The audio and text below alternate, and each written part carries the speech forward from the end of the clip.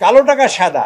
আপনারা জানেন 30 লক্ষ টাকা এই দেশ থেকে লুটপাট হয়েছে, 30 লক্ষ টাকা। কাজে এরপরে এই লুটের টাকা তো এই দেশে আছে, বিভিন্ন লোকের আলমারির মধ্যে টাকা আছে, বিভিন্ন পদ্ধতি আছে।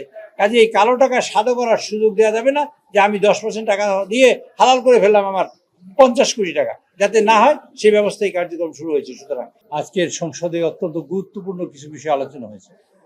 তার মধ্যে প্রথমত আজকে মাননীয় প্রধানমন্ত্রীর প্রশ্নোত্তর পর্ব ছিল। আজকে মাননীয় প্রধানমন্ত্রী অনেক কিছু গুরুত্বপূর্ণ বক্তব্য রেখেছেন। আজকে মাননীয় প্রধানমন্ত্রী তিনি যা বলেছেন তা হলো দুর্নীতির ব্যাপারে জিরো টলারেন্স, এবং সে ব্যাপারে গত ডেপুটি কমিশনারদের যে সম্মেলন হয়েছিল সেখানে তিনি যে বক্তব্য রেখেছেন সেই বক্তব্যটা এখানে পুনর্লিখিত করেছেন। তারপর তিনি বলেছেন যে আপনার দেশি বিদেশি বিনিয়োগ আকৃষ্ট করার জন্য যে কার্যক্রম, তার জন্য গভর্নমেন্ট কী কী পদক্ষেপ নিয়েছেন সে কথা বলেছেন, এবং আমাদের দেশি বিনিয়োগকারীরা বিদেশি বিনিয়োগকারীরা আকৃষ্ট হচ্ছে।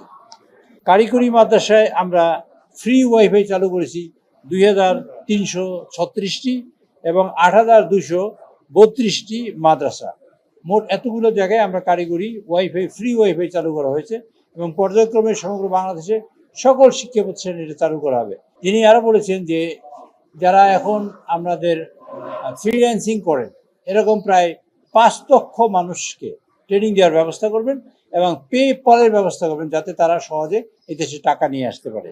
জনগণের ভোটে নির্বাচিত সরকার আমরা এসেছি, এবং যারা এসছে তারা গত 17 বছর আন্দোলন সংগ্রাম করে এসছে, এবং নির্যাতনের জুলুমের অপমানের শিকার হয়েছে, যে জুলুমের শিকার হয়ে আয়নাঘরের শিকার হয়ে তারা এসছে। কাজেই আমরা এই পার্লামেন্টকে শ্রেষ্ঠ পার্লামেন্ট বানাতে চাই, এই পার্লামেন্টকে গণতন্ত্রায়নের জন্য প্রয়োজনীয় যে কার্যক্রম করতে চাই, এবং মানুষকে স্বাবলম্বী করার জন্য যে কার্যক্রম করা দরকার, এই পার্লামেন্টই হবে সেই সকল সমস্যার সমাধানের কেন্দ্রবিন্দু। এইটাই ছিল মূলত আজকে মাননীয় প্রধানমন্ত্রী প্রশ্নোত্তর পর্ব। এরপরে আমাদের 71 বিধি হয়েছে অনেকগুলো। 71 বিধিতে নারী শিশুদের অনেস্ট ক্রাইসিস, যাতে এই যে কী হয়েছে, আরেকটা আপনারা জানেন যে রামিচা হত্যাকাণ্ডের ব্যাপারে সে বিচার হয়েছে, এবং সে ব্যাপারে একজন নোটিশ দিয়েছিলেন। রামিচা হত্যাকাণ্ড না, শিশুদের ধর্ষণের ব্যাপারে সংক্রান্ত বিষয়, এবং এটা স্ট্যান্ড অ্যাকশন নেবে সরকার, সে ব্যাপারে সিদ্ধান্ত গৃহীত হয়েছে 71 বিধিতে। এবং এখন 147 বিধি চলে। 147 বিধিতে একটা আলোচনা হচ্ছে যে প্রবাসী গিয়ে আমাদের ভাইয়েরা এবং আমাদের মায়েরা বোনেরা যে কষ্টের শিকার হয়, পাসপোর্ট পায় না, লিবিয়ায় রাশিয়ায় গিয়ে সেখানে মানুষ নিহত করেছে, লিবিয়ায় আটকা পড়েছে, বিভিন্ন দেশে মানুষ আটকা পড়ে, আবার ডেড বডি হলে তা ফেরত আনা যায় না, অথবা এরকম পরিস্থিতি যদি হয় বা বেতন কথা বলে নিয়ে তারা বেতন দেয় না, জঙ্গলে পালিয়ে থাকতে হয় ইত্যাদি, ভূমধ্যসাগরে মারা যায়, এই সংক্রান্ত বিষয়ে এখন আলোচনা চলছে।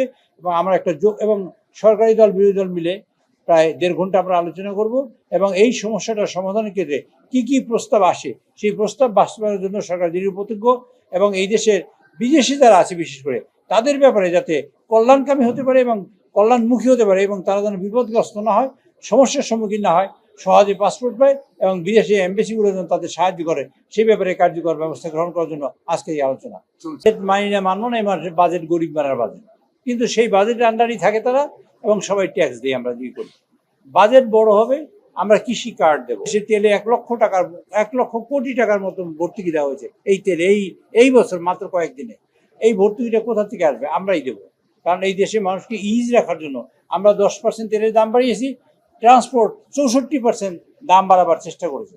কাজে আমরা এই বাজেট কিন্তু আয় এবং ব্যয়ের হিসাব না, বাজেট কিন্তু আমি পেলাম কি অথবা পেলাম কি না তার হিসেব না, বাজেট কিন্তু একটা আশা আকাঙ্ক্ষার প্রতীক, বাজেট কিন্তু আমাদের ভবিষ্যতে করব কি তার ব্যাখ্যা, বাজেট কিন্তু আমাদের স্বাবলম্বী হওয়ার যে প্রোগ্রাম এই আমাদের সরকার যে নিয়েছে তার কিন্তু কার্যক্রমের রূপরেখা, বাজেট কিন্তু তাই। আমরা চেষ্টা করব আগামী 5 বছরের মধ্যে আমরা যাতে এই দেশে গরিব মানুষ না থাকে, এবং মানুষ স্বাবলম্বী হয়, মানুষ যেন অর্থায়িত হয় এবং ক্ষমতায়িত হয়, সেই কাজটা করার চেষ্টা করব। সর্বোপরি মানুষের যেন এই দেশে বাংলাদেশে গণতান্ত্রিক হতে পারে এবং গণতান্ত্রিক প্রাতিষ্ঠানিক রূপ পায়, এবং আমরা যেন স্মুথ ট্রানজিশন সরকার হয়, সেই চেষ্টা করার কার্যক্রম হিসেবে আজকে এই বাজেট সামনে আসবে।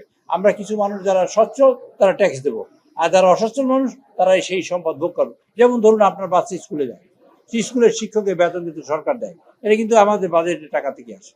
কাজে আমরা হসপিটালে যাই, চিকিৎসার টাকা কিন্তু সরকার দেয়। কাজে এইসব হিসেব বিবেচনা করে সরকার টাকা নিয়ে আবার আপনাদের পিছনে খরচ করে, কাজে বেশি খরচ করতে পারে, বেশি আমরা টাকা দেই, সেই রকম কার্যক্রম হাতে নিয়েই আর ইনশাল্লাহ বাজেট আগামীকালকে পেশ হবে। বাজেটে এইবার টাকা কি জানো হালাল করার কিন্তু কালোটা কোনো প্রকোপ নাই, ব্যবস্থা নাই। এটাই হলো অন্যতম বড় দিক। এই বাংলাদেশে এই প্রথম বাংলাদেশে কালো টাকা সাদা করা হবে না তার সিদ্ধান্তই তারেক রহমানের সরকার নিয়েছে, এই প্রথম। অপচয় রোধ হলে ডিফারেন্ট থিং। কালো টাকা সাদা এক জিনিস, অপচয় হয় কোত্থেকে? অপচয় হয় এইখান থেকে, যেমন ধরেন আপনি এইখানে টাকা, এই মাইকটা কিনবো আমরা 30 টাকায়, মাইকটা কিনলাম 230 টাকা, 200 টাকা বেশি, এটা অপচয়। কাজে এই অপচয় যাতে না হয় তার জন্য সিরিয়াস আছে, তার জন্য কার্যক্রম আছে। তার জন্য কার্যক্রম এই প্রথমেই বলেছি, আপনার প্রথম প্রশ্নটা দফা হলো আজকে দুর্নীতি যাতে কোথাও না হয় কোনো জায়গায়, সেখানে জিরো টলারেন্স এবং সে কার্যক্রম কাজ চলছে। আর 2 নম্বর হলো যে কালো টাকা সাদা। আপনারা জানেন 30 লক্ষ কোটি টাকা এই দেশ থেকে লুটপাট হয়েছে, 30 লক্ষ কোটি টাকা। কাজে এরপরে এই লুটের টাকা তো এই দেশে আছে, বিভিন্ন লোকের আলমারির মধ্যে টাকা আছে, বিভিন্ন পদ্ধতি আছে। কাজে এই কালো টাকা সাদা করার সুযোগ দেওয়া যাবে না যে আমি 10% টাকা দিয়ে হালাল করে ফেললাম আমার 50 কোটি টাকা, যাতে না হয় সেই ব্যবস্থায় কার্যক্রম শুরু হয়েছে। সুতরাং খেলার মাঠ নির্মাণ করার জন্য তিনি ব্যবস্থা করেছেন। তিনি বলেছেন সমগ্র পর্যায়ক্রমে সমগ্র উপজেলায় আমরা মাঠ সম্প্রসারণ করব এবং করার চেষ্টা আমরা করব।